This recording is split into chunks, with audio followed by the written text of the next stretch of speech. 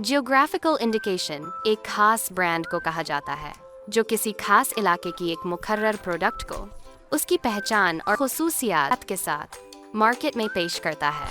ये खुसूसियात उस इलाके की हवा, पानी और मिट्टी की वजह से भी हो सकती हैं और इनमें इंसानी मेहनत का भी बड़ा रोल होता है। ये प्रोडक्ट्स ज़राती, गैर ज़राती या इंडस्ट्रियल भी हो सकते हैं। जो भी शख्स या बिजनेस इन रीजनल प्रोडक्ट्स को उगाने, तैयार करने, पैक करने या इंपोर्ट करने से जुड़ा हो, वह ऑथराइज्ड यूजर बन सकता है। रीजनल प्रोडक्ट्स के लिए यूजर्स को रजिस्टर किया जा सकता है, जिनके लिए हुकूमत पाकिस्तान किसी रजिस्ट्रार को मुकर्रर कर चुकी हो। जो भी शख्स या इदारा यूजर के तौर पर रजिस्टर होना चाहता है, वह सबसे पहले रजिस्ट्रार से राब्ता करेगा और स्पेसिफिकेशंस की एक खास बुकलेट हासिल करेगा।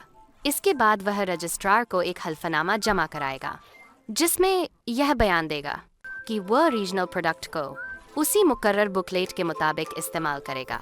रजिस्ट्रार लिखित तौर पर अपनी मंजूरी से उसे आगाह करेगा।